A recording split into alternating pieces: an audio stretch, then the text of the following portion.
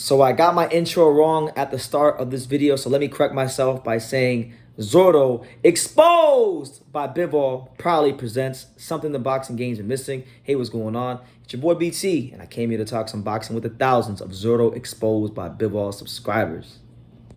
This Regis program, and you tune into True School Sports. It's personal between me and you, and I'm going to do you some serious harm, you big stiff idiot.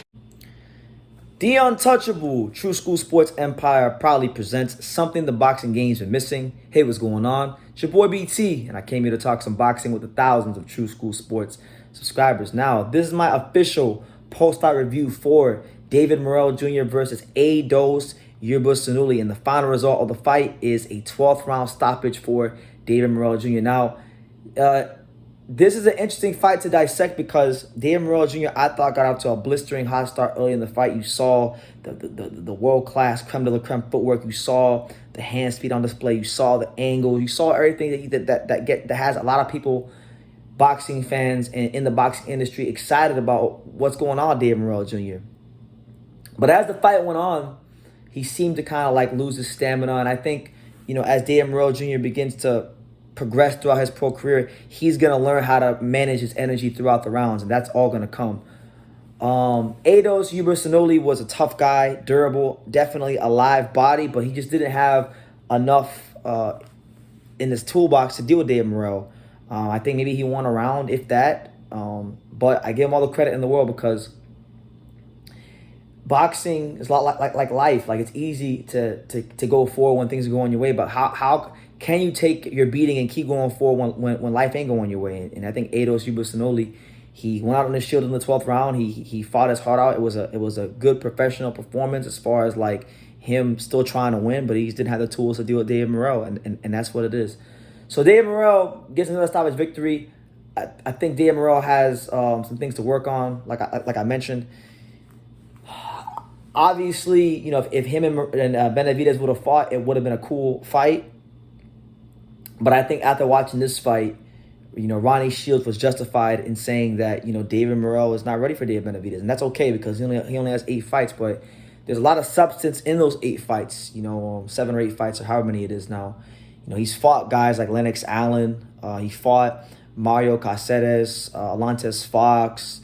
Who am I missing? Now Aidos Yerbossynully. He's fighting some guys, live bodies. Not the greatest fighters in the world, but definitely much better fighters than you would normally expect guys to be fighting in their first, 7, 8 fights and things like that. So, you got to give him credit for that. He's being moved at a pretty good pace. Now, as far as what's next for him, I'm not so sure what's next for him. I mean, I think he's gonna need another fight or two where he's getting the rounds, because that's been the one thing with him. You don't want David Morrell to kind of go down the Edgar Berlanga route and not get rounds and just get knockouts and not learn anything, and then before you know it, he fights a live body and a good professional fighter, and then he doesn't look so good, or maybe he takes a loss. So you're gonna need to put him in there with somebody that can get him around. But I would like to see him fight, if at all possible,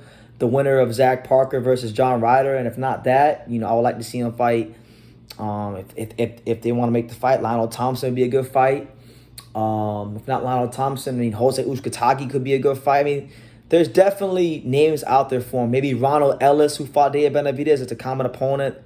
If he beats him, then it makes sense. It starts to make a little bit more sense to line him up. Kyron Davis could be another guy who fought. Just you could go through Benavidez's resume and maybe pick those kind of guys. Porky Medina, if he's still around, maybe him. There's definitely options out there for him, but David Morrell is still a work in progress, as he should be for a guy at this stage of his career. But to me, I think tonight for him was the perfect storm. It was, you got your rounds in to work on some things and sharpen the tools, but then you also still get the stoppage and you keep that knockout streak going. So it's a beautiful thing for David Morrell Jr. Caleb Plant and Benavidez are tied up and they're fighting each other next year, so he's not gonna get those guys, but maybe he can fight on the undercard of that, and then against a good opponent, and then if he wins that fight, maybe he gets a crack at the winner, because they are PBC. It is a easy in-house fight to make.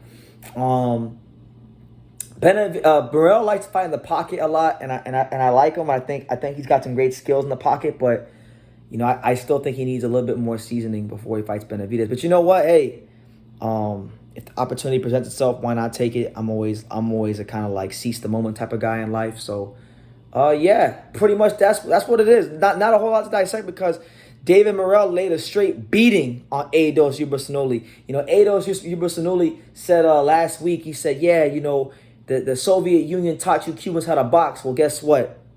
That shit didn't matter tonight at the Armory.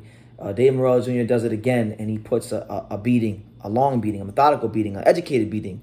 Took on a Cuban school, and he keeps the knockout streak going in his career as he progresses closer and closer to achieving his dreams in boxing and becoming a world champion and towards becoming one of the best fighters in the sport of boxing. So, yeah.